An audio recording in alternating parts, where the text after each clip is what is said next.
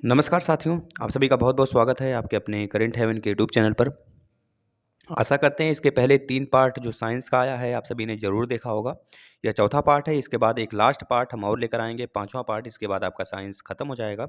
आज थोड़ी-सी तबीयत वीक है, मैं कोशिश करूँगा जो अति लघुत्तरी में बचे हैं उसको कराकर कल से मैं लघुत्तरी कराना शुरू करूँगा। लघुत्तरी में ज़्यादा प्रश्न नहीं है, अगर आपने इतना कर लिया है तो लघुत्तरी बहुत ही आसानी से करेंगे क्योंकि मैं बहुत ज़्यादा एक्सप्लेन करके समझा रहा हूँ सारी चीज़ों को। अगर ऐसे खत्म करना होता तो 1 या डेढ़ घंटे में पूरा का पूरा सीरीज़ खत्म कर सकता था। लेकिन कोई मतलब नहीं निकलता ना, तो ऐसे में अगर जिन जिन बच्चों को अच्छा लग रहा है वो लास्ट तक ज़रूर बने रहेंगे और जिनको भागना-भागना सा पड़ा रहता है कि केवल डीएलएड पास कर लें, क्योंकि ये सारी चीज़ें आपको हर जगह आएँगी। जो बच्चे ये सोच रहे हैं कि डीएलएड पास करके मैं यूपी टेट की तैयारी करूँगा, मैं सीटेट का तैयारी करूँगा, मैं सुपर टेट की तैयारी करूँगा, तो इतना बता देता हूँ सीटेट हालाँकि कुछ अलग है, लेकिन यूपी टेट का करीब मतलब कि समझ लीजिए 90% पूरा का पूरा, आपको 90 क्या 100% समझ लेना, पूरा डीएलएड ही है, ठीक है? और जो आपका सुपर टेट है वो 70% तैयार हो जाएगा। अगर आप अच्छे ढंग से डीएलएड की तैयारी करते हैं, जिस प्रकार से हम पढ़ाते हैं, अगर उस प्रकार से पढ़ते हैं तो कोई माही का लाल नहीं है जो आपका सिलेक्शन रोक देगा, ठीक है? यहाँ तक कि केवीएस वगैरह सब जगह, सारे सिलेबस लगभग-लगभग सेम ही हैं, केवीएस का आपके सुपर टेट से। चलिए स्टार्ट कर लेते हैं। थोड़ा-सा तबीयत थोड़ा-सा नॉर्मल है, मैं स्टार्ट कर लेता हूँ फिर भी।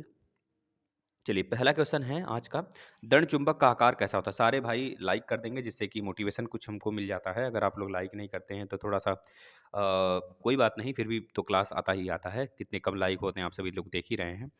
अदर चैनल की अपेक्षा मैं ज़्यादा ऐसा तो नहीं कि बहुत कम मेहनत करता हूँ। अपनी हालाँकि अपने स से जितना भी मेहनत कर सकता हूँ, सारा सपोर्ट करता हूँ और आपके सारे क्लासेस तो देख रहे हैं ना, पूरे प्लेलिस्ट में एक बार आ जाइए। 1 मिनट हम आपका और लेंगे, सिर्फ़ 1 मिनट मुझे दीजिएगा। आप सभी के जो यूपी टेट के लेक्चर हैं पूरे अकेले कंप्लीट कराया मैंने। पूरा का पूरा लेक्चर मतलब पूरे सब्जेक्ट केवल मात्र इंग्लिश को छोड़ के। आकर प्लेलिस्ट में देखिएगा 70-80 क्लास है मैथ के, 70-80 ही क्लास होंगे ईवीएस के भी। हिंदी के मैंने 3 क्लास लिए हैं। एक तो महामैराथन क्लास लिया हुआ है, मैंने 3 फाइल बनाया हुआ है। एक महामैराथन का सीरीज़ है जिसमें कि सारे बहुत धड़ाधड़, मतलब कि आप अगर पढ़े हो थोड़ा-सा भी हिंदी तो उसको देखोगे तो इन मतलब कि पूरी तरीके से कंप्लीट हो जाएगा। इसके बाद टेस्ट सीरीज़ का एक-एक पर, जैसे कि केवल अगर रस है तो रस पर हमने लगभग 4-4 सौ 5-5 सौ क्वेश्चन लिए हैं इस प्रकार से। जैसे अलंकार पढ़ रहे हो तो अलंकार पे मैंने 300 प्रश्न कराए हुए हैं। बस अगर आप पढ़ रहे हो साहित्य तो साहित्य पे 450 500 क्वेश्चन कराए हैं। इस प्रकार से मैंने कराया हुआ है, बहुत अच्छे टेस्ट सीरीज़ से।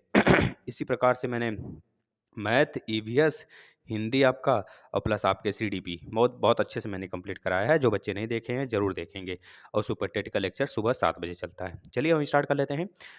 दंड चुंबक का आकार कैसा होता है? भाई दंड चुंबक का आकार जो होता है आयताकार होता है। हमने बहुत बार डिस्कस किया है, आपको फिर से डिस्कस करने की कोई आवश्यकता नहीं है, फिर भी मैं बना देता हूँ। इस प्रकार से होता है दंड चुंबक। यहाँ पे एन पोल होता है, यहाँ पर एस पोल होता है। अगर इन दोनों को 2 पार्ट में अगर तोड़ लूँ मैं ना, तो एक प्रकार से ऐसे बनेगा और यहाँ पे बनेगा एक। तो यहाँ पर भी जब टूटेगा तो जो यहाँ पे एस है ना, वह एस की जगह यहाँ पर एन आ जाएगा और यहाँ पर एस बन जाएगा।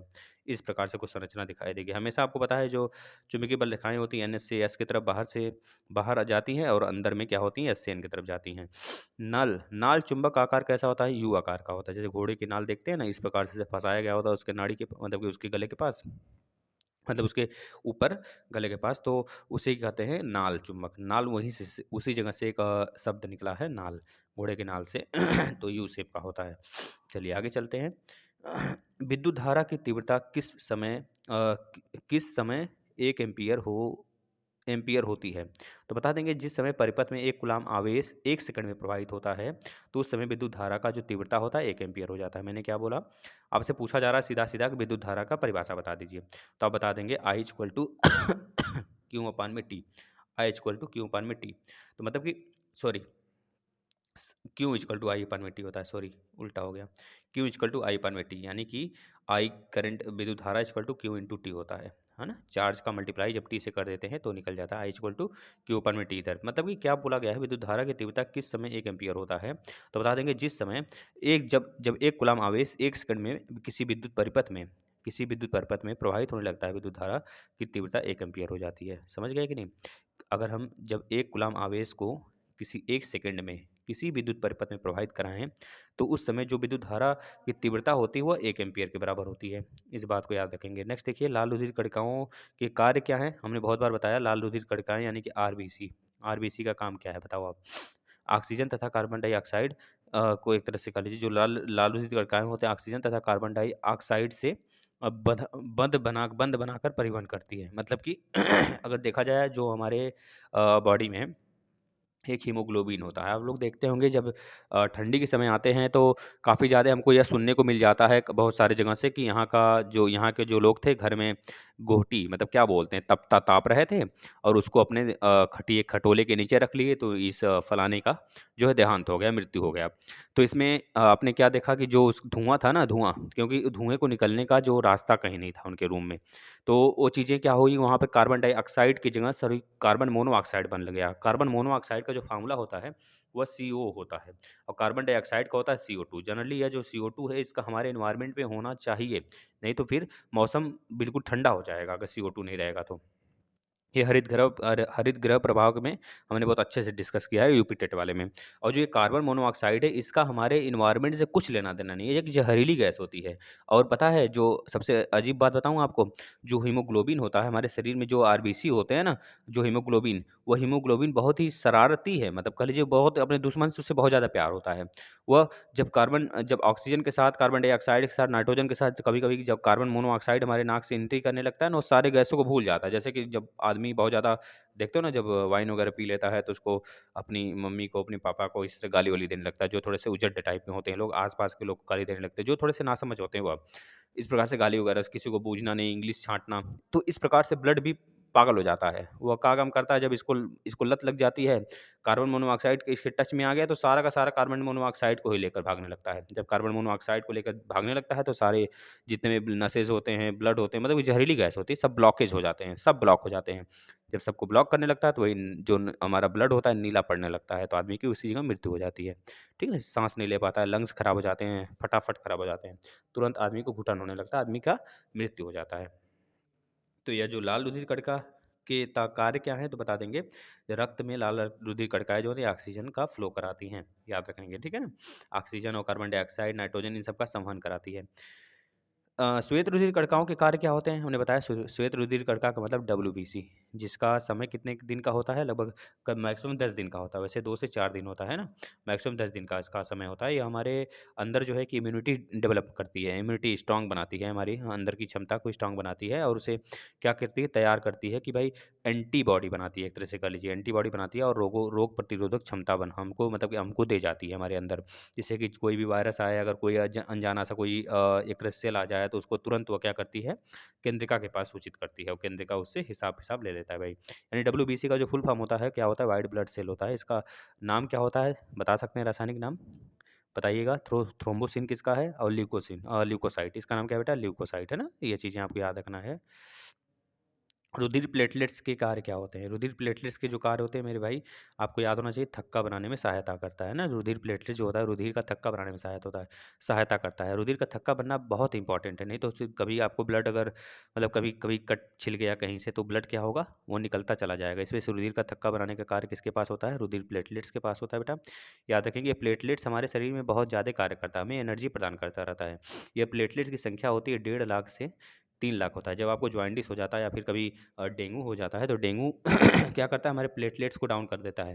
प्लेटलेट्स डाउन होने की वजह से हमारी शरीर बिल्कुल एक तरह से कर लचीला हो जाता है और वहाँ पे एनर्जी जो हमें हमारी बढ़नी चाहिए एनर्जी घटने लगता है और हम मतलब एक तरह से अगर जस्ट उसका तुरंत इलाज नहीं कराया गया तो आदमी मर भी सकता है बेटा डेंगू से।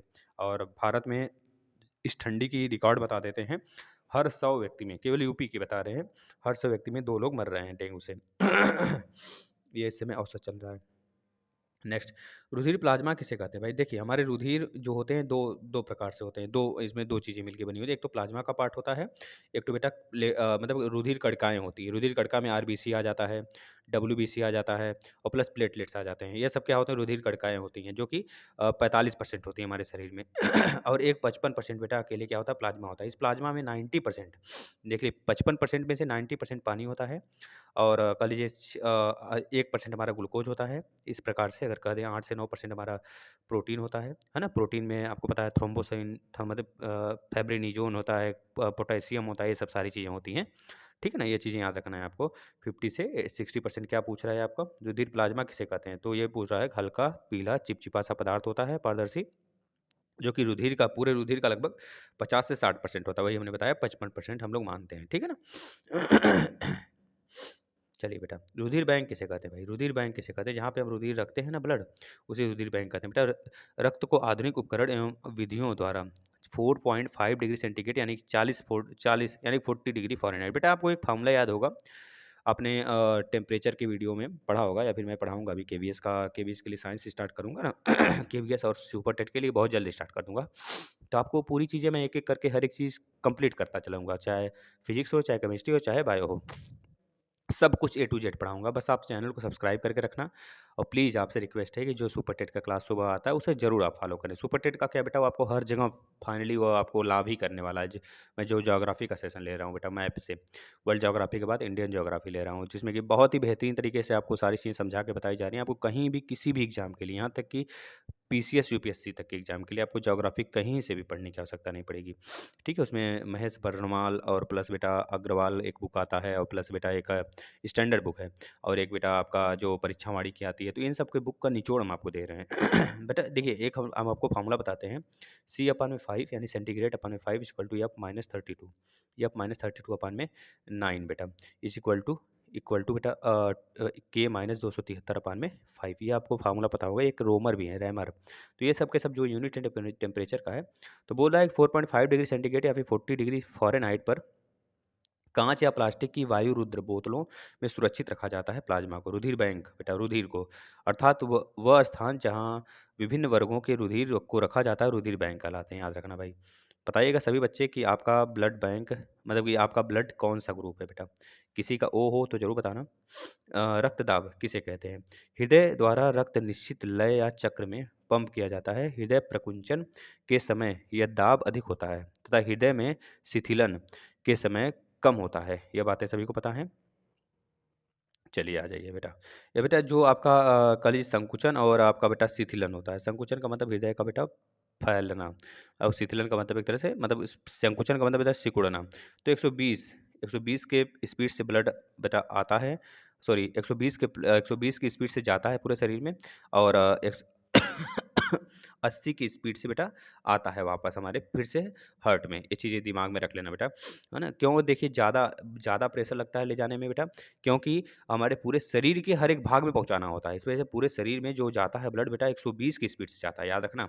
और जब वापस आता है हार्ट में ना, वो 80 की स्पीड से आता है। इस बात अपना दिमाग में रख लेना बेटा। ऊपर जो होता है जाने वाला स्पीड है, और 80 जो है आने वाला स्पीड है। इस बात को याद रखना। बेटा जो ब्लड की इकाई होती है 120 से 80 होना, 120 बेटा 80 होना चाहिए, नहीं तो फिर हमें एक तरह से हमारे चीज़ें, हमें कहा जाता है कि इनकी हार्ट बीट बढ़ गई है, हार्ट अटैक आ सकता है। हार्ट अटैक कब आता है? जब हमारे हृदय में खून की कमी हो जाती है, या फिर ब्लड 1 सेकंड के लिए रुक गया बेटा सर्कुलेशन हार्ट से, तो वही कहा जाता है कि हार्ट अटैक आ गया, या आदमी मर गया। बीपी का मतलब बेटा ब्लड प्रेशर बेटा, ब्लड प्रेशर, ब्लड के संवहन की जो पावर होता है, जाने का 120 और आने का फिर से हार्ट में 80 स्पीड से। याद रखना, इसका जो यूनिट होता है एमएम, हाँ बेटा एचजी होता है।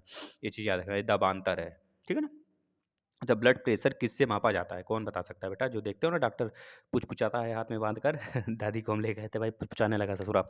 हम मतलब हमको मज़ा आता है। दादी का जो हाथ है, जैसे आप देखते होंगे दादी के गले का नीचे, मतलब जो बूढ़े व्यक्ति होते हैं, दादी नहीं मेरी, मतलब कि दादी का जो हाथ हो गया झूल जाता है ना स्किन, तो मतलब कितना अच्छा लगता है टच करने में, मतलब मज़ा आ जाता है सच बताऊँ तो। देखिए, रक्त की संरचना बताइए पहले तो, ये बताइए भाई, वहाँ मत जाइए, इधर आ जाइए। रक्त की संरचना 2 तत्वों के सम्मिलन से होता है बेटा। पहला है रक्त कणिका, हमने बताया रक्त कणिका में क्या-क्या होती हैं, आरबीसी, डब्ल्यूबीसी और प्लेटलेट्स होता है, ठीक है ना? थ्रोम्बोसाइट, प्रोथ्रोम्बोसाइट और ल्यूकेमिया बेटा। ल्यूकेमिया बेटा एक रोग है, सॉरी इसमें ल्यूमिनो करके है बेटा, मैं उसको क्लियर कर दूँगा आपको। और रुधिर प्लाज्मा होता है। रुधिर प्लाज्मा कितना होता है हमारे शरीर में? 55% होता है, जिसमें 90% क्या होता है? जल होता है बेटा। बहुत बार पूछा जाता है, याद रख लेना आपको। कोई-कोई बच्चा पूछ लिया जाता है हमारे शरीर में कितना परसेंट, अगर पूछा जाए आपसे, जल पाया जाता है, तो कोई-कोई बच्चा डायरेक्ट 90% बोलता है। नहीं, 90% बेटा प्लाज़्मा का, 55% का अगर 90% निकालेंगे ना, तब करीब-करीब देख लीजिए आप कितना आएगा। मैं आपके सामने निकाल देता हूँ। 55 का 90 या फिर 60 ले लेते हैं ना, क्योंकि लगभग मैक्सिमम होता है 60% प्लाज़्मा शरीर में, तो 60 इंटू 90 कर लीजिए। 60 इंटू 90 अपन में 100 कर लेंगे बेटा, तो काट देंगे 6 9 54, यानी कि 54% सोच लीजिए। समझ रहे हैं कि नहीं? 60 का 54 बेटा, 60 का 54, 60 पूरा अगर 100% के बराबर है तो उसमें से 54% जो है ना, मतलब कि 54 भाग पूरा का पूरा क्या होगा बेटा, पानी होता है हमारे शरीर में। ये चीज़ें दिमाग में रखना, सबसे ज़्यादा पूरे शरीर में क्या होता है बेटा, पानी होता है। कार्बन तो होता ही होता है, बहुत सारे बच्चे कहते हैं नहीं सर कार्बन तो होता ही है बेटा, लेकिन कार्बन के साथ पानी भी की मात्रा सबसे अधिक होती है। रक्त वर्ग की जानकारी करने के कोई दो लाभ बताइए भैया, कोई दो लाभ बता दीजिए रक्त वर्ग की जानकारी के लिए। मरीज को यदि गलत वर्ग का रुधिर दे दिया जाए बेटा तो क्या होगा, रक्त अभिलेषण क्रिया होने में मृत्यु हो जाएगी उसका, रक्त संवहन नहीं करेगा, रक्त का थक्का बन जाएगा बेटा, है ना? ये सब क्या है, कारण है। चलिए आ जाते हैं नेक्स्ट पर। और दूसरा कारण देखिए यहाँ पर क्या है, चिकित्सा कानून के मुकदमों में न्यायालयों की बहुत सहायता मिलती है। इसकी सहायता से पैतृक झगड़े आसानी से निपटाए जा सकते हैं, बिल्कुल। जैसे कि आप मान लीजिए कि अ, जैसे कि मान लीजिए डीएनए का पूछा जाता है, डीएनए के कितने प्रॉफिट हैं, तो डीएनए का मतलब डीऑक्सी राइबोज न्यूक्लिक एसिड होता है बेटा, जिसका आपको पता है जो डबल हेलिकल होता है, जिसका खोज किसने किया था बेटा, बताना जरा किसने खोज किया था बेटा, सिले और करके है ना, क्रिक करके कोई है, क्रिक कहा जाता है उनको, क्रिक करके साइंटिस्ट है जिन्होंने खोजा था बेटा, याद रखेंगे इसको। और जो डीएनए बेटा, इससे बहुत सारी चीज़ें, जैसे कि चोर डाकुओं और प्लस जो क्रिमिनल्स होते हैं उनके उंगली के छाप लिए जा सकते हैं बेटा, जो बाल है जैसे कि माँ का पुत्र अगर खो गया तो उसको उससे मिलाने में, फैमिली से, है ना, फैमिली से मिलाने में बच्चों को, या फिर बच्चों को फैमिली से, फैमिली को बच्चों से मिलाने में, इस प्रकार से कह सकते हैं आप। और मान लीजिए गलत जो अपराधी होता है, जो रेप वगैरह होते हैं बेटा, उसमें बहुत ज़्यादा इसका हेल्प होता है ना, इस प्रकार से चीज़ें। जो रेप होता है जब मतलब कि जब उसमें इंटरकोर्स हो जाता है ना, मतलब पुरुषों का महिला के योनि में, तो बेटा उसमें क्या होता है कि पता नहीं चल पाता है, तो वह डीएनए के माध्यम से सारी चीज़ जानकारी मिलती हैं। तो बहुत सारे क्रिमिनल केस ऐसे आ जाते हैं सामने पुलिस के, तो मतलब कि जो आपकी सीबीआई होती है, तो वह इसी माध्यम से उसको क्या करती है, क्लियर करती है। तो महिला से पूछा जाता है किस पे शक है, तो महिला बताती है इन पे शक है, तो उनको बुलाया जाता है। फिर जो इंटरकोर्स हुआ रहता है उसके माध्यम से, मतलब वहाँ से कुछ जो जो स्पर्म होते हैं ना, तो उसके माध्यम से उसको पता करती है पुलिस कि हाँ, ये चीज़ें किसके द्वारा किसके डीएनए से मैच कर रहा है। तो सारी चीज़ें फिर अपने आप खुलकर सामने आने लगती हैं। तो सबसे बड़ा चीज़ वो है, बहुत फ़ायदा करता है बेटा वहाँ पे। इसके बाद बेटा कर लीजिए यहाँ पे जो लिखा हुआ है झगड़े सुलझाने में, है ना? जैसे कि घर विवाद का झगड़ा है, तो ये सारी चीज़ें सुलझाने में भी डीएनए का बहुत रूप से उपयोग होता है। नेक्स्ट प्रश्न देखिएगा, शरीर में रुधिर का महत्व बताइए। भाई शरीर में रुधिर का महत्व आप सभी लोग नहीं जानते हैं, बताइए। समस्त कशेरुकी प्राणियों के शरीर में चलने वाली जो जैविक क्रियाएँ होती हैं बेटा, वह नियमन में रुधिर का सबसे बड़ा योगदान होता है। रुधिर शरीर की प्रत्येक कोशिका की तरह होता है, कि तरह-तरह के पदार्थ घुलित अवस्था में पहुँचाता है। जैसे कि मान लीजिए आपके शरीर में हाथ में ले जाना है कोई चीज़ें, तो रुधिर का काम होता है बेटा आपके हाथ में, जैसे कार्बन मतलब कि जो आयरन होता है उसकी मात्रा पहुँचाए। जैसे दवा की मात्रा हो गई, प्रोटीन की मात्रा हो गई बेटा, तो वो रुधिर के माध्यम से, क्योंकि हमारे सबसे पहले मुख में खाना पचना शुरू होता है। मुख से बेटा क्या होता है कि हमारे छोटी आँत में आके पूरी तरीके से पच जाता है। फिर जो मतलब उसका जो प्रोटीन वाला भाग होता है ना बेटा, वह हमारे बड़ी आँत से होकर पूरे शरीर को ब्लड में घोल-कर दिया जाता है। तो इस प्रकार से, जैसे कि आप कहते हो जन्म घुट्टी कहते हो ना, बच्चे जब जब जन्म घुट्टी पीते हैं, क्योंकि बच्चों को दवाई का टैबलेट नहीं दिया जा सकता। बस यही कारण होता है कि उनको जब दवा दिया जाता है, तो वह पूरे उनके ब्लड में घोलकर पूरे शरीर में पहुँच जाता है ना? यही चीज़ें होती हैं। तो मतलब कि रक्त जो होता है संवहनी क्रियाओं में बहुत ज़्यादा फ़ायदा करता है बेटा, याद रखेंगे। वो घुलित पदार्थों को हमारे शरीर के हर एक पार्ट तक पहुँचा देता है। वाहिनियों में शरीर की नलिका विहीन ग्रंथियों में उत्पन्न रस यानी कि हार्मोन्स भी सीधे आते हैं, जिनका परिवहन रक्त के माध्यम से होता रहता है तथा शारीरिक नियंत्रण बना रहता है। मनुष्य के रक्त को जमने में कितना समय लगता है? भाई 4 से 8 मिनट जम जाता है तुरंत। आप देखते हो ना कि कहीं कट पिट गया तो 4 से 8 मिनट तक अगर नहीं जमता है, तो समझ जाना शुगर लेवल बहुत ज़्यादा हाई है बेटा। उसमें आपको डायबिटीज़ बहुत ज़्यादा है। आप उसको चेकअप कराइए, अगर 600, 800, 900 इस तरह डायबिटीज़ हो जाता है, तो आदमी का अगर कभी भी चोट लग गया ना, तो उसका ब्लड कभी रुकता ही नहीं बेटा, थक्का नहीं जमता है, क्योंकि उसके बॉडी के अंदर प्रोटीन की कमी है। तो उसको प्रोटीन वाली चीज़ें दी जाती हैं। समझ रहे हो ना? उसकी प्रोटीन वाली चीज़ें दी जाती हैं, उसको शुगर वाला चीज़ें कम दिया जाता है। और कह लीजिए कि बेटा मतलब उसको घूमने-फिरने के लिए, कस एक्सरसाइज़ के लिए, सब सारी चीज़ों को उसके रूटीन में लाया जाता है। बहुत सारी चीज़ें हैं जो क्रियाकलाप में डेली लाइफ़ में उसके इंक्लूड किया कर दिया जाता है ना? तो याद रखेंगे मनुष्य के रक्त के जमने में कितना समय लगता है? 4 से 8 मिनट लगता है बेटा। मैक्सिमम बताया गया है बेटा, यह चीज़ याद रखना। श्वेत रक्त कणिकाओं का जीवन काल कितना होता है? हमने बताया बेटा 1 से 4 दिन, इसमें लिखा है, लेकिन आप 2 से 4 दिन याद रखेंगे। रक्त वर्ग की पहचान मैक्सिमम दिन बेटा कितना होता है श्वेत रक्त का? हमने बताया था 10 दिन होता है। रक्त वर्ग की पहचान सर्वप्रथम किस वैज्ञानिक ने किया था बेटा? बता देंगे कार्ल लैंड स्टीनर ने किया था 1468 से लेकर 1493। बेटा कार्ल लैंड स्टीनर ने सिर्फ और सिर्फ 2 प्रकार के ब्लड का खोज किया था बेटा, ये ए और बी का। ओ का खोज अपने आप हो जाता है। ओ मतलब जीरो समूह। जिसका ब्लड ग्रुप ए और बी नहीं मिला ना, उसे जीरो समूह नाम दे दिया गया, जीरो समूह। उसे बाद में ओ ग्रुप सब लोग बोलने लगे। तो ए बी सी मिलाया गया तो ए बी बन गया, एक ए बी ग्रुप आ गया। तो इस तरह से अपने आप डेवलप हो गया सारी चीज़ें, ठीक है ना? रक्त की कमी एवं संक्रमण से कौन-कौन से रोग होते हैं? बताइए भाई। देखिए रक्त की कमी से आपको पता है ल्यूकीमिया, ल्यूकीमिया एक ऐसी डिजीज़ है बेटा जब रक्त की कमी हो जाती है। सॉरी, जब रक्त की अधिकता हो जाती है तो ल्यूकीमिया होता है, और एनीमिया रक्त की कमी को कहते हैं ना, याद रखना। जब रक्त की कमी हो जाती है तो उसे एनीमिया कहते हैं, एनीमिया डिजीज़ होता है, और जब रक्त की अधिकता हो जाती है तो उस समय ल्यूकीमिया हो जाता है बेटा, याद रखना ना ये चीज़ें। हेपेटाइटिस बी, एड्स आदि ये सब क्या है? संक्रमण से होने वाले कुछ रोग हैं बेटा। जब रक्त कम हो जाता है हमारे शरीर में तो यह सब क्या होते हैं? डिजीज़ अपने आप होने लगते हैं, ठीक है? यह सब भी इसका लक्षण पैदा कर देते हैं, ठीक है ना? कौन-कौन से रोग होते हैं? कमी एवं संक्रमण से, बेटा ये सब रोग हो जाते हैं। एड्स वगैरह बहुत खतरनाक बीमारी होता है बेटा, जल्दी खत्म ही नहीं होता है ना? लौहीन रक्त अल्पता के परिमा बता रक्त सबसे बड़ी चीज़ देखिए, एड्स अब गलत धारणाएँ आदमी के अंदर आ जाता है कि एड्स केवल सेक्सुअल रिलेशन से होता है। नहीं बेटा, इसमें बहुत सारी चीज़ें, जैसे मान लीजिए जिसको एड्स हुआ है, देखो एड्स का वाहक जो होता है, एड्स को एक शरीर से दूसरे शरीर में पहुँचाने का तो काम होता है फीमेल का, लेकिन एड्स करने का जो काम होता है बेटा, स्टार्ट जहाँ से होता है वो मनुष्य की बॉडी होती है, ये चीज़ याद रखना। तो अगर मैं बात करूँ कि एड्स, जैसे कि अभी मान लीजिए कि कोई सेक्सुअल रिलेशन नहीं बना रहा है, फिर भी उसे एड्स हो जाता है। क्यों हो जाता है? गंदे पानी को पी लेने से।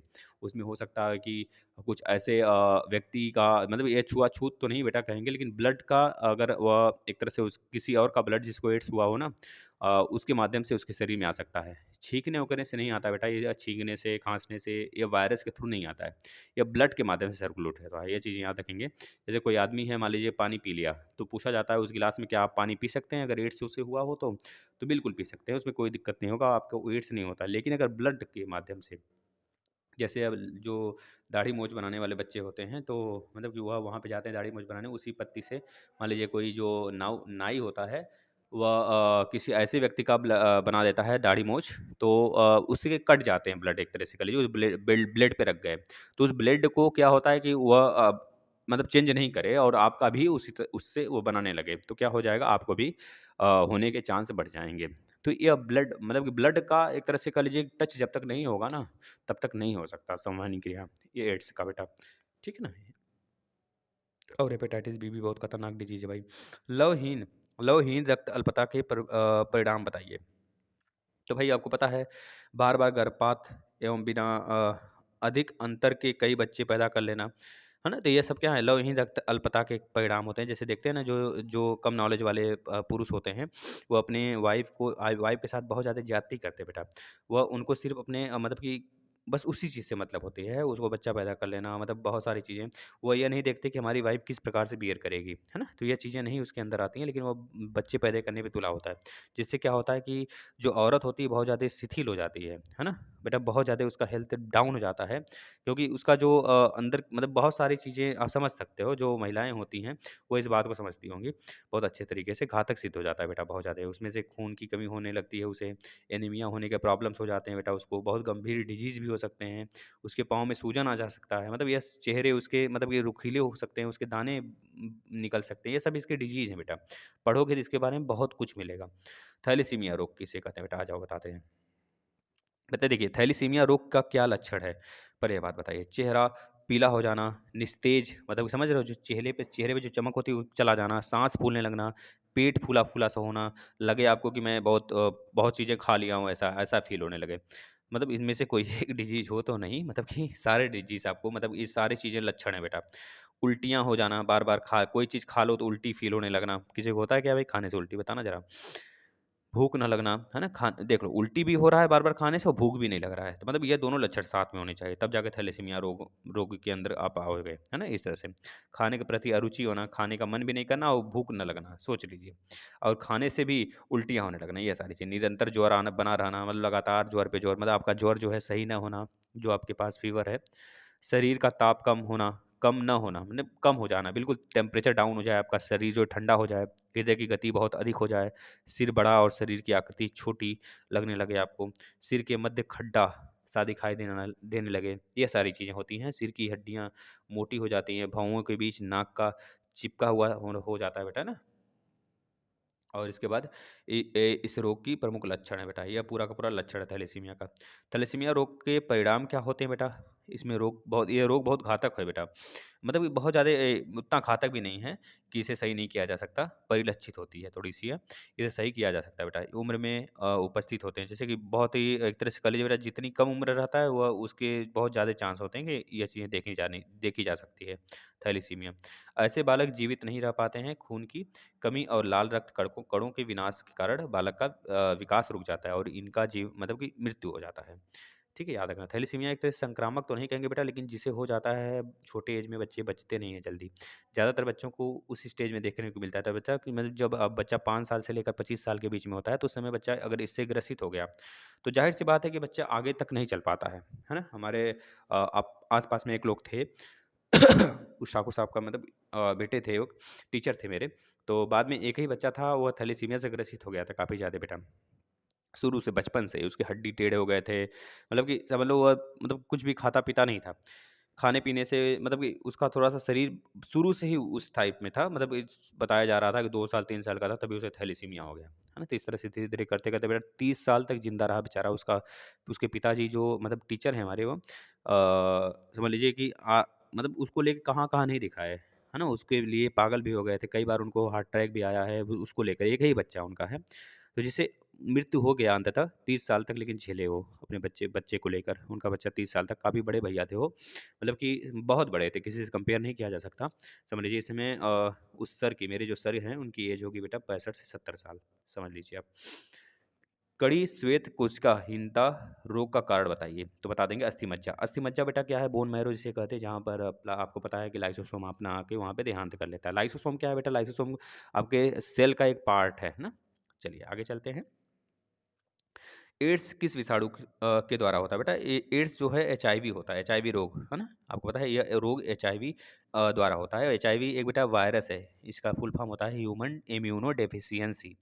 इस रोग का विषाणु शरीर में रक्षक श्वेत रुधिर कणिकाओं एवं मस्तिष्क की कोशिकाओं को प्रभावित करता है। धीरे धीरे प्रभावित कोशिकाएं खत्म हो जाती हैं और रोगी अनेक बीमारियों से घिर जाता है और अंत में उसकी मृत्यु हो जाती है बेटा।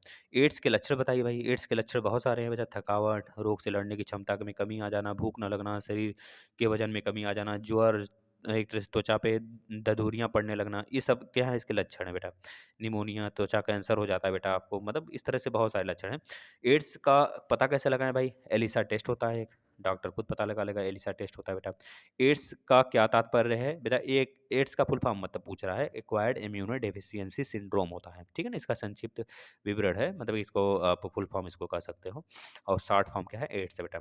अच्छा, एड्स का सबसे पहले किस जानवर में देखा गया था? कौन बताएगा? देख लेते हैं बच्चा, दिमाग आपका।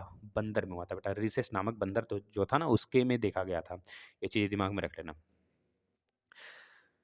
हाँ, आ जाइए। एचआईवी की रोगजनक पर टिप्पणी लिखिए बेटा। एचआईवी टिप्पणी लिख देना बेटा। ये जिसे टारगेट सेल कहते हैं, कोशिकाएं जो होती हैं मुख्यतः T4 लिम्फोसाइट्स की होती हैं बेटा। उसी में ये विकार होने लगता है। एचआईवी मुख्य रूप से T4 लिम्फोसाइट पर आक्रमण करता है और T4 लिम्फोसाइट पर यह एक तरह से वायरस का आवरण पूरा घेर देता है। T4 लिम्फोसाइट पूरी तरीके से घायल हो जाता है बेटा, पूरी तरीके घिर जाता है, अकेले बेचारा चिल्लाता है और लिम्फोसाइट आओ मुझे बचाओ, लेकिन सारे के सारे लिम्फोसाइट बेचारे स्वाहा हो जाते हैं, वहाँ तक पहुँच ही नहीं पाते हैं। बीच में जो वो घेर के सब बैठ जाते हैं एचआईवी वाले वायरस और इसको संक्रमण कर देते हैं बेटा। इसके बाद वायरस का प्रतिवर्ती ट्रांसक्रिप्टेन एंजाइम बेटा आरएनए सूत्र का डीएनए के एक सूत्र में परिवर्तन उत्प्रेरित कर देता है बेटा। अब यही एंजाइम डीएनए के सूत्र का द्विसूत्री डीएनए अणु में परिवर्तन का उत्प्रेरण कर देता है। मतलब कि अपने बेटा एक तरह से कह लीजिए कि अपने आप को बेटा क्या करने लगता है? मल्टीप्लाई करने लगता है, जो यह एड्स वाला वायरस होता है ना। ये सारी चीज़ें इस प्रकार से पूरे शरीर में लाखों मल्टीप्लाई कर डालता है बेटा, है ना। यह द्विसूत्री डीएनए का अणु पूर्वा वायरस के रूप में पोषण कोशिका T4 जिसे कहते हैं T4 लिम्फोसाइट को के डीएनए में समाविष्ट हो जाता है। अंततः संक्रमित T4 लिम्फोसाइट अपघटित हो जाता है। इस प्रकार धीरे-धीरे व्यक्ति की प्रतिरक्षा क्षमता कमज़ोर हो जाती है। प्रतिरक्षा क्षमता का मतलब कि उसकी बेटा की मतलब कि उसकी इम्यून सिस्टम डाउन हो जाता है, जिस प्रकार से कोविड-19 कर रहा था। उस प्रकार से इसमें प्रतिरक्षी क्षमता, रोगों से लड़ने की क्षमता डाउन कर देता है और ससुरा पूरा का पूरा घेर लेता है। और अपने आप इसी प्रकार से बेटा वायरस भी होता है, मतलब कि आपका कैंसर भी इसी प्रकार से होता है। कैंसर तो बहुत ज़्यादा बेटा एक तरह से ह्यूज काफ़ी ज़्यादा मतलब कि काफ़ी ह्यूज एक तरह से बीमारी है बेटा। कभी शायद ही अगर सेकंड स्टेज में आदमी इंटर भी कर जाए ना तो नहीं पहुँचता है। मतलब कि जीवित नहीं बचता है, उसको जाना ही जाना है, भले 2 साल 4 साल लड़ कर जाए लेकिन चला जाता है। अगर उसका खान-पान अच्छा रहा, उसके घर वाले अच्छे रहे, जैसे युवराज सिंह को हुआ था जो आपके क्रिकेटर हैं, प्लस एक एक्ट्रेस है बेटा, उसको भी हुआ था। तो उन्होंने एक तरह से कह लीजिए कि जो होता नहीं है बेटा क्या करते हैं उसको अपने बाल वगैरह झड़ जाते हैं उसको कराने में। देखो उसका नाम नहीं याद आ रहा बेटा, हीमोथेरेपी, हीमोथेरेपी होता है। उस कीमोथेरेपी बोलते हैं बेटा, हीमोथेरेपी नहीं कीमोथेरेपी बोलते हैं, जिसमें कि उसके इतना ज़्यादा टेम्परेचर दे दिया जाता है उसके शरीर में, तो वो वायरस को मारने के लिए बेटा इतना ज़्यादा टेम्परेचर दे दिया जाता है कि वायरस भले यह मतलब यह फिक्स नहीं होता, डॉक्टर उस पे पहले सिग्नेचर करा लेता है कि आपकी जान की पूरी गारंटी, मतलब गारंटी मेरे पास नहीं रहेगा। इस प्रकार से आपके शरीर का पूरा बाल, हर जगह के बाल झड़ जाते हैं बेटा। वो टकली हो गई थी जो एक्ट्रेस थी। देखिए इसका नाम नहीं याद आ रहा है, बाद में वो सही भी हो गई और युवराज सिंह भी देख लीजिए सही हो गए। मतलब फर्स्ट स्टेज था इन दोनों लोग का जिससे सही हो गया धीरे-धीरे। धीरे-धीरे व्यक्ति का प्रतिरक्षी क्षमता इसमें डाउन हो जाता है बेटा, वही एड्स है, मतलब ये एचआईवी है। भाई एचआईवी दूसरा है, भाई एचआईवी भी संक्रामक है लेकिन इसके लिए अब चीज़ें खोजी जा चुकी हैं। एड्स किस विषाणु के द्वारा होता है बेटा? ह्यूमन इम्यूनो डेफिशिएंसी एचआईवी के द्वारा होता है, याद रखना एचआईवी एक वायरस है बेटा एड्स का। एड्स के लिए एलिसा टेस्ट किया जाता है बेटा पहचानने के लिए, चीज़ें देखिए दिया हुआ है, ठीक है ना? ये चीज़ें हो गई। चलिए नेक्स्ट पे आ जाते हैं।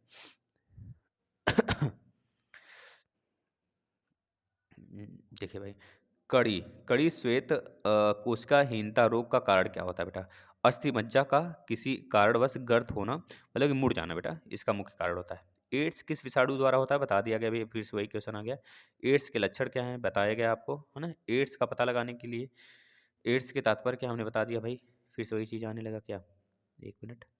एड्स के निदानात्मक के लिए ये चीज़ तो बताया गया अभी, फिर वही कहाँ से आ गया? हाँ बेटा आ जाओ, नेक्स्ट आ गया। हाँ, देखिए हेपेटाइटिस बी का उद्भव काल कितना होता है भाई? उद्भव काल 2 से 5 माह तक होता है बेटा, याद रखना। हेपेटाइटिस बी रोग से मनुष्य के शरीर का कौन-सा अंग प्रभावित होता है? ये सारी चीज़ों को बेटा ना हम बहुत अच्छे से डिटेल में पढ़ाएँगे, बस थोड़ा-सा आप डीएलएड का एग्ज़ाम दे लीजिए, बहुत अच्छे से हम पढ़ाना शुरू कर रहे हैं बहुत जल्दी, आप लोग देखिएगा एक-एक चीज़। इस रोग से मनुष्य का यकृत खराब हो जाता है बेटा, लीवर खराब हो जाता है, ठीक है ना? याद रखना। फिटकरी का क्या उपयोग भाई हमारे जीवन में? फिटकरी बेटा क्या करता है? रक्तस्राव जो है कम कर देता है। फिटकरी से बेटा हम क्या करते हैं? पानी के शुद्धिकरण भी करते हैं। आप देखते होंगे जो नाई के दुकान पे या फिर आप देखते होंगे जहाँ पे लड़कियाँ पार्लर वगैरह पे जाती हैं, शायद बाल वगैरह कटवाती हैं कि नहीं कटवाती हैं, जब वहाँ पे ब्लीडिंग होने लगती है, तो वो क्या काम करती हैं पार्लर में भी होता होगा, मुझे तो नहीं पता। लेकिन खैर मैं यहाँ पे देखा हूँ, अभी तो खैर मैं दाढ़ी वगैरह भई अपने से बनाता हूँ। लेकिन खैर 1-2 बार गया हूँ बाल वगैरह बनाने, बाल भी मतलब बाल तो सेट कराने जाता हूँ। तो वहाँ पे देखा हूँ जब वो कट उट जाता है बेटा, वो फिटकरी रखा होता है, उससे क्या करता है रगड़ देता है। मैं भी खुद हाथ से जब दाढ़ी वगैरह बनाता हूँ, तो कभी-कभी ट्रिमर से जब कट पिट जाता है कहीं, वैसे ट्रिमर से कटता नहीं है। लेकिन जब पापा का बनाने लगता हूँ, मान लीजिए कहीं कट फिट गया, थोड़ा-सा दाना-वाना है, कट गया, तो उसमें मैं जब फिटकरी रगड़ देता हूँ, तो लगता बहुत तेज़ है, लेकिन ब्लीडिंग नहीं होता है बेटा, ब्लीडिंग रुक जाती है। तो वो क्या करता है ब्लड के स्राव को रोकता है बेटा, याद रख लेना। और जैसे कि दाने वगैरह, पिंपल वगैरह होते हैं, थोड़े से कम हो जाते हैं। उसको जला देता है एक तरह से कह लीजिए। फिटकरी का उपयोग आपको पता है रक्तस्राव के लिए बेटा, रक्तस्राव को कम करने के लिए, रोकने के लिए। या मत लिख के चले जाना रक्तस्राव के लिए भाई, रक्तस्राव को बहने से रोकने के लिए, ये चीज़ें सही हैं। प्राथमिक उपचार किसे कहते हैं भाई? प्राथमिक उपचार का मतलब आपातकालीन स्थिति में डॉक्टर के आने से पहले तक जो प्रारंभिक सहायता दी जाती है, उसे प्राथमिक उपचार कहते हैं। जैसे मान लीजिए आपको बुखार हो गया, तो सर पे पट्टी रखना, यह प्राथमिक उपचार के अंतर्गत आ गया। आदि दे देना, थोड़ा-सा अदरक गर्म पानी पिला लेना, खाँसी वगैरह आ रही है, तो बहुत ज़्यादा खाँसी हो रही आने लगी तो उसका टेस्ट करा लेना। बहुत सारी चीज़ें वो करते हैं जो घरेलू उपचार होते हैं, वो फर्स्ट प्राथमिक उपचार कहलाते हैं बेटा। फर्स्ट एड्स बॉक्स में रखी जाने वाली 4 सामग्रियों के नाम लिखिए। भाई बहुत सारी चीज़ें होती हैं, जैसे रुई हो गया, कट पिट गया, कहीं पट्टी हो गई, कैंची हो गई, डिटॉल एवं लोशन आदि हो गए बेटा। इसको आप रखते हो फर्स्ट एड में। सुरक्षा एक और चीज़ें याद रखना बेटा, आप बैंडेज। सुरक्षा से आपका क्या आशय है बताइए? सुरक्षा से सीधा-सा अर्थ है बेटा बचाव, है ना? बचाव से मतलब कि आपको एक तरह से सुरक्षित रखा जाए, महफूज़ रखा जाए। जब व्यक्ति को किसी व्यक्ति या किसी अन्य चीज़ से डर लगता है ना, खतरा या फिर असावधानी लगता है, तो उसे महसूस होने लगता है कि हाँ, मुझे इस चीज़ से खतरा है, तो वह उससे अपने आप को सुरक्षित करने के हर संभव प्रयास करने लगते हैं। यही प्रयत्न सुरक्षा को परिभाषित करता है, याद रखेंगे बेटा। फर्स्ट एड किसे कहते हैं बेटा? फर्स्ट एड मतलब एक तरह से आपातकालीन उपचार जो बॉक्स होता है बेटा, डिब्बा होता है, उसे हम फर्स्ट एड्स कहते हैं। याद रखें एड, एड्स नहीं। प्राथमिक उपचार के 2 सिद्धांत बताओ भई। प्राथमिक उपचार के 2 सिद्धांत ये हैं कि मान लीजिए आपको एक तरह से क्या होता है, पीड़ित का श्वास वापस लाने का प्रयत्न करना चाहिए, यदि अवरुद्ध हो तो, है ना? सबसे पहले ये चीज़ें हो गई। इसके बाद जहाँ-जहाँ रक्तस्राव को हो रहा हो उसे रोकने का प्रयास करना चाहिए। बेटा ये क्या है? मुझे तो नहीं समझ में आया प्रश्न। ये प्राथमिक उपचार के लिए बताया गया है, तो इसे आप रट लीजिए। मतलब प्राथमिक उपचार के लिए क्या-क्या कर सकते हो आप बेटा ये चीज़ें? कुछ घरेलू औषधियाँ, औषधियों के नाम बताइए भई, बता दीजिए। फिटकरी हो गया, आयोडेक्स हो गया, बोरिक पाउडर हो गया बेटा, है ना? देखते हो एक पीला-पीला कलर का आता है ना बेटा, उसको क्या कहते हैं बताना ज़रा? ग्लूकोज़ हो गया, ये सब हम लोग रखते हैं, है ना? नवसादर हो गया। तो ऐसे बेटा प्राथमिक उपचार के लिए हैं सारी चीज़ें, जैसे कि आप समझ लीजिए कि देखते हो ना जी, कभी जल-उल गया, तो उसपे आप देखते हो कि टूथपेस्ट लगा लेते हो, वो भी एक प्राथमिक उपचार के अंतर्गत आ जाएगा, है ना? चलिए, किसी दुर्घटना में प्राथमिक उपचार का क्या महत्व होता है भाई? किसी दुर्घटना में प्राथमिक उपचार का बहुत ज़्यादा महत्व होता है। इतना लिखने के बाद बेटा अस्पताल पहुँचाने पहुँचाने से उसकी जान बचाने के लिए प्राथमिक उपचार बहुत ज़्यादा ज़रूरी है। जैसे मान लीजिए किसी को सर्प ने डंक मार दिया, डस लिया बेटा, है ना? स्नेक ने, है ना? तो बेटा क्या कर लिया वहाँ पर, देखिए जो देखते हो कुछ लोग रस्सी बाँध देते हैं बहुत तेज़ी से, और कुछ लोग क्या करते हैं बेटा, तुरंत कह लीजिए कि मतलब ये मत करना कभी कि मुँह लगा कर भाई टीवी वाला हाल मत करना, नहीं तो तुम भी मरोगे, उसको भी मारोगे बेचारे को। तुरंत उसको दवा के लिए ले जाना है, झाड़-फूँक के लिए भी नहीं ले जाने हैं। पहले उसको तुरंत डॉक्टर के पास कंसल्ट करो। या नहीं कि अब झाड़-फूँक वाला, उस पे बहुत ज़्यादा बिलीव नहीं किया जाता है बेटा, झाड़-फूँक ये सब सारी चीज़ें, बाबा लोग ढोंगी होते हैं सब, है ना? कोई बन जाता है, लुंगी-वुंगी पहन लो, बाबा लगने लगोगे, तो झाड़-फूँक करना स्टार्ट कर लो फिर, बहुत पैसे मिलते होंगे सारा, है ना? चलिए आ जाइए नेक्स्ट। किसी व्यक्ति को कुत्ते द्वारा काटने पर क्या प्राथमिक उपचार किया जाना चाहिए? कुत्ते के काटने पर घाव पर लगी कुत्ते की लार को तुरंत पोंछ दें भैया, है ना? देख लीजिए, बहुत अच्छे से सुन लीजिए भाई। उसमें बेटा पता है कि रेबीज़ नाम का एक तरह से वायरस होता है ना, कुत्ते के लार में। याद है, कुत्ते के लार नहीं बेटा, रेबीज़ तो सब में होता है। अगर आपको मान लीजिए दे दिया रेबीज़, मतलब क्या है, या फिर रेबीज़ किस जानवर के मुँह में होता है, उसमें दे दिया जहरीला जानवर, है ना? इस प्रकार के जानवरों का नाम दे दिया, तो आप याद रखना जहरीले जानवर के अंतर्गत होता है। जैसे लोमड़ी हो गई बेटा काटने वाला, बहुत ज़्यादा खूंखार लोमड़ी हो गई वहाँ पर, कुत्ते ही नहीं, सारे के सारे जितने जहरीले जानवर होते हैं सबके अंदर मतलब रेबीज़ नाम का वायरस पाया जाता है बेटा। देखिए वही बोल रहा है कि पहले उसे पोंछ दीजिए, साबुन और पानी से कई बार उसे अच्छी तरह से धो दीजिए। फिर घाव को एक सूखी निर्जीमित ड्रेसिंग से भली-भाँति पोंछकर एक अन्य सूखी पट्टी से लपेट दें। काटने के लगभग 20 मिनट बाद तक घाव पर कार्बोलिक एसिड वगैरह न लगाएँ। समझ रहे हैं ना? मरीज़ के इलाज के लिए अस्पताल में ले जाएँ फिर। इसी तरह से जब सर्प वगैरह स्नेक डस लेता है बेटा, यही काम करते हैं। ये नहीं कि तुरंत बाबा को लेते चले जाओ, सीधे अस्पताल लेके जाओ उसे। ध्यान में रखना है। मिर्गी का दौरा पड़ने पर व्यक्ति का क्या प्राथमिक उपचार होना चाहिए? मिर्गी का दौरा पड़ने पर बेटा देखते हो गाँव, ये जल्दी ठीक नहीं होता बेटा, ये जन्मजात होता है एक तरह से कह लीजिए। मुँह से झाग वगैरह निकलने लगते हैं। हाथ-पैर झटकने की दिशा में ध्यान रखें कि किसी चीज़ से कोई अंग जख्मी ना हो जाए। कहते हैं ना कि जब देखते हो जब मिर्गी आती है तो जीभ निकल जाता है बाहर, तो दाँत से वह जीभ ना कट जाए, तो उसका मुँह खोलकर जीभ अंदर करा देते हैं। अगर उसके मुँह में देखो यही चीज़ बोला है, दाँत लग गया, असंभव वाले ये ठीक हो गया बेचारा, उसका पता चला कि जीभ ही कट गया, है ना? बोल ही ना पाएगा फिर उसके बाद।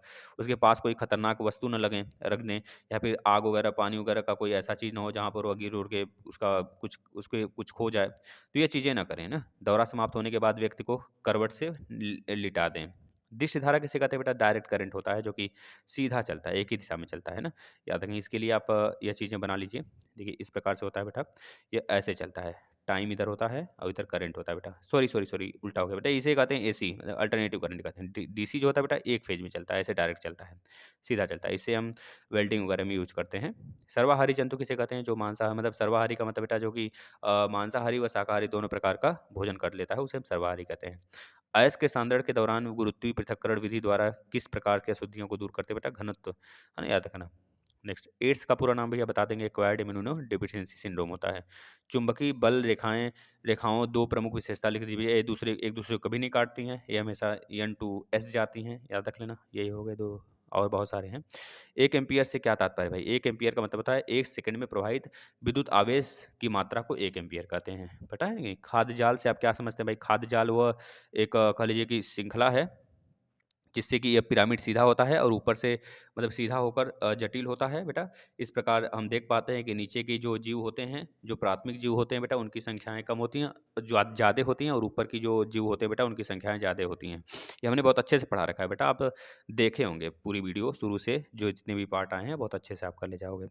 विद्युत के 2 सुचालक और 2 कुचालक पदार्थों के नाम लिखिए भाई। लिख दीजिए सोना, चांदी, तांबा, एल्युमिनियम, जितने मेटल हैं बेटा नाम याद कर लो, बहुत सारे मेटल हैं, है ना? तो सोडियम हो गया, फास्फोरस हो गया बेटा, पोटेशियम हो गया, है ना? समझ रहे हो कि नहीं? ये सारी चीज़ें क्या हैं आपके, जितने भी मेटल हैं बेटा, मेटल की संख्या बहुत ज़्यादा है। एस ब्लॉक में 13 हैं, डी ब्लॉक में 40 हैं, ये सब मेटल ही तो हैं, ठीक है ना? और केवल और केवल समझ लीजिए कि नॉन मेटल बेटा 7 हो गए, और जो आपके नॉन मेटल बेटा 7 नहीं, नॉन मेटल 21 हो गए, और मेटलॉइड हो गए आपके 7। अब इन 7 को और उधर 21 को 28 माइनस कर दोगे बेटा, तो 90 के 90 क्या मिलेंगे आपको, मेटल मिलेंगे पूरे पीरियोडिक टेबल में, याद रख लेना। बहुत सारे हैं। तो विद्युत के 2 कुचालक होते हैं बेटा, रबड़, प्लास्टिक, लकड़ी, ये सब लिख देना, ठीक है? विद्युत के 2 सुचालक लिख देना, सोना, चांदी, तांबा, एल्युमिनियम, ठीक है? बहुत सारे हैं। इस तरह से है ना? लिख देना।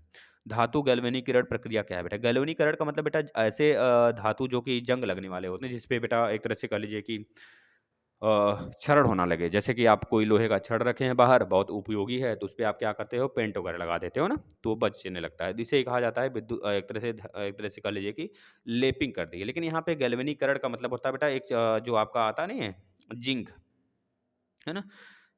जो एल्युमिनियम आता है बेटा, है ना? उस पे क्या करने लगते हो आप कि एक तरह से उसको पिघलाकर उसके ऊपर चढ़ा देते हो, जिससे कि वो जंग से बच जाता है। नेक्स्ट देख लीजिए। विद्युत ऋणात्मक का परिभाषा दीजिए भाई, दे दीजिए आसानी से दे दीजिए भाई, मैं मेरे भाई। किसी परमाणु का एक रासायनिक गुण, यह एक रासायनिक गुण है किसी परमाणु का जो दर्शाता है कि वह परमाणु किसी सहसंयोजी आबंध में इलेक्ट्रॉनों की आकर्षित करने की कितनी सक्षम है, उसे एक्स से प्रदर्शित करते हैं। हेपेटाइटिस बी फिर से आ गया है, इसे आप बहुत अच्छे से लिखेंगे बेटा। ये लीवर को गंभीर रूप से संक्रमण कर देता है ना, याद रखेंगे, संक्रमित कर देता है। खनिज तथा अयस्क से क्या अभिप्राय है? खनिज तथा अयस्क से बेटा, खनिज मतलब कि वे होते हैं जो कि खोद कर निकाले जाते हैं, जमीन के अंदर से निकाले जाते हैं बेटा, ये एक भौतिक पदार्थ हैं जो कि ना, याद रखेंगे।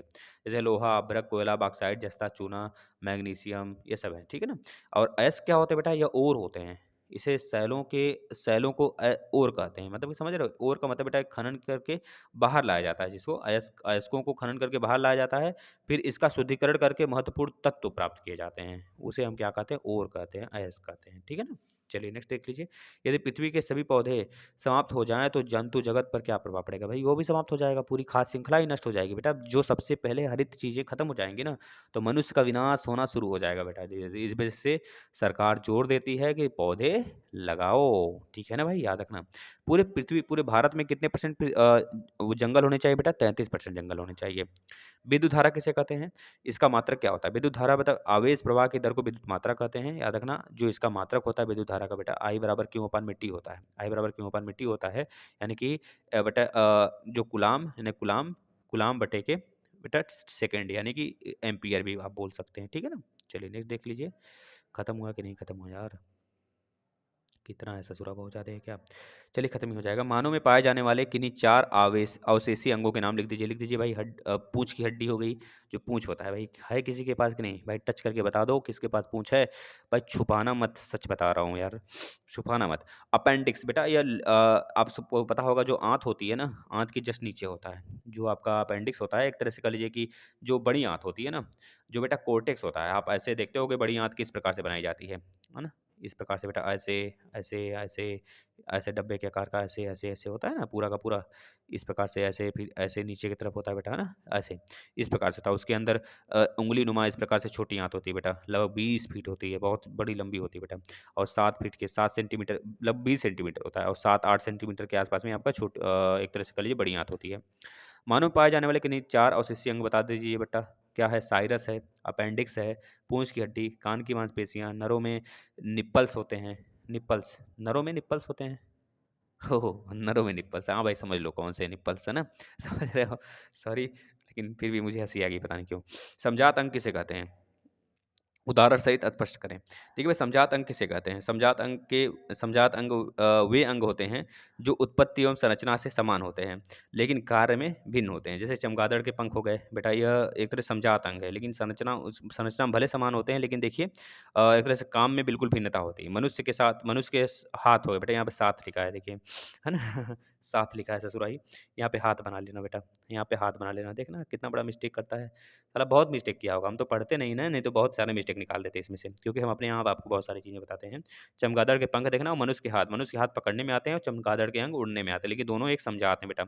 देखिए यहाँ पर आपको दिया है बेटा न्यूमेरिकल, एम्पियर दिया है, आई की वैल्यू मतलब सॉरी हाँ, आई की वैल्यू 5 दिया है और धारा 1 घंटे, मतलब कि बेटा आपको आई की वैल्यू कितना दिया है, 5 दिया हुआ है और मतलब कि टाइम टाइम दिया बेटा 5 गुणे 60, 5 घंटे दिया है ना, 5 गुणे 60 कर लेना, मतलब 3600 में 5 का मल्टीप्लाई कर लेना बेटा, इतना हो गया। तो आपसे पूछ रहा है कि इसमें आवेश की मात्रा बता दो, तो ये वाला फॉर्मूला लगा लेना और यहाँ से इसको सॉल्व कर लेना बेटा। इस प्रकार से आई की वैल्यू कितनी हो जाएगी 5 और टी की वैल्यू हो जाएगी 3600। 1 घंटे में 3600 सेकंड होते हैं। आवर्त सारणी में दुर्लभ मृदा तत्वों के परमाणु क्रमांक लिखिए। आवर्त सारणी में इन्हें कहाँ रखा गया बेटा? ठीक है, परमाणु क्रमांक 57 से लेके बेटा 71 तक जो लैंथेनाइड श्रेणी है ना, वह एफ ब्लॉक के एलिमेंट होते हैं बेटा। एफ ब्लॉक में इन्हें रखा गया, याद रखना, लैंथेनाइड श्रेणी और एक्टिनाइड श्रेणी कहते हैं बेटा। एक तरह से कह लीजिए एफ ब्लॉक के तत्व को, लेकिन लैंथेनियम जो है बेटा और एक्टिनियम एलिमेंट है, ये दोनों डी ब्लॉक में रखे गए हैं, याद रख लेना। एड्स विषाणु के शरीर में संक्रमण होने से किस प्रकार की कोशिकाओं की कमी हो जाती है बेटा? तो बता देना T4 टी लिम्फोसाइट की कमी हो जाती है। सर्वाहारी जंतु किसे कहते हैं बेटा? जो कि मांस और शाकाहारी मतलब दोनों होते हैं, मांसाहारी और शाकाहारी दोनों होते हैं। रक्त में जमने में फाइब्रोनोजिन की क्या भूमिका होती है बेटा? देखिए कोई चोट वगैरह लग जाता है ना, तो ये चीज़ें ये क्या होती हैं, यह हमारे जो फाइब्रोनोजिन होता है बेटा, यह काम करता है, हमारे खून का थक्का जमा देता है ना। प्लाज्मा में उपस्थित फाइब्रोनोजिन नामक निष्क्रिय प्रोटीन फाइब्रिन में बदल बदल जाती है, जो रेसे मतलब ये हमारे जहाँ पे चोट लग जाता है बेटा, वहाँ पे जालीनुमा संरचना बना देता है, जालीनुमा संरचना बना देता है। जितने ब्लड सेल आते हैं उसी में चिपक जाते हैं, उसी में उलझ जाते हैं। आरबीसी, डब्ल्यूबीसी, प्लेटलेट सब के सब उसी में आके उलझ जाते हैं, रेसों में फँस जाते हैं और फँसने की वजह से बेटा वहाँ पे क्या होता है, रक्त का बहना बंद हो जाता है, रक्त का थक्का बनने लगता है ना, ये चीज़ें याद रखना। नेक्स्ट समझ में आया ना संरचना मैंने कैसे बताया, कैसे रक्त का थक्का जमता है। अयस्क सांद्रण की क्यों आवश्यकता है भाई? सांद्रण, अयस्क सांद्रण की क्यों आवश्यकता है लिखिए। और सांद्रण की सामान्य 2 विधियों का नाम बताइए। सामान्य 2 विधि बेटा बहुत सारी विधियाँ हैं, देखो यहाँ पे 4-5 विधि लिख दिया है। गुरुत्वीय पृथक्करण विधि, चुंबकीय पृथक्करण विधि, फेन प्लावन विधि, याद रखना। अयस्क का प्राथमिक उपचार होता है, इसमें अशुद्धियों, मिट्टियाँ, कंकड़, पत्थर आदि को अलग करके उसको निकाल लिया जाए। जैसे कि मान लीजिए चावल आ गया, है ना? चावल या फिर धान पीट कर आ गया बेटा, है ना? तो उसमें आप क्या करते हो? धान को अलग करते हो ना? इस प्रकार से इसमें विद्युत धारा की परिभाषा एवं मात्रक लिखिए। इसको मैंने बता दिया बेटा, बताओ पूरे हो गई कि नहीं आपके तिलक उत्तरी? अब बताओ कोई भी कन्फ्यूजन नहीं होता है, मेरे समझ से कोई भी कन्फ्यूजन आपको नहीं होगा, अति बहुविकल्पी करा दिया गया है। एक लेक्चर और लाएँगे कल बेटा। आज ही हम सोचे थे 1.5 घंटे 2 घंटे पढ़ा कर खत्म कर देंगे। आपका लघु उत्तरी में ज़्यादा प्रश्न नहीं है, लगभग 30 या 32 प्रश्न है बेटा। ठीक है, उसको कल मैं करा दूँगा, उसके बाद मैं इंग्लिश स्टार्ट करूँगा। कोई बच्चा चिल्लाएगा नहीं कि English sir, English sir, English sir. बेटा हम आपसे एक प्रॉमिस मतलब एक रिक्वेस्ट करते हैं सारे बच्चों से, अगर हो सके तो ज़रूर मानना, 14-15 ही बच्चे जो लाइक करते हैं, वही बहुत अच्छे अंक लाएँगे। मुझे पता है सारे के सारे बच्चे पास होंगे जितना लाइक करते हैं। और जो लाइक नहीं करते हैं, भगवान भरोसे रहें और उनका भी भला होगा निश्चित रूप से। तो अब देखिए क्या है बेटा कि आप जितने बच्चे लाइक करते हो, बस उनसे मैं रिक्वेस्ट करता हूँ, डेली सुबह वाला सेशन आप लेने लगिए। मात्र 18 से 20 मिनट, 10 मिनट मतलब 20 मिनट्स के अंदर ही होता है। डेली फॉलो करिए, बहुत आनंद आएगा। और सेशन को प्लीज़ रिक्वेस्ट है शेयर ज़रूर करिएगा। धन्यवाद।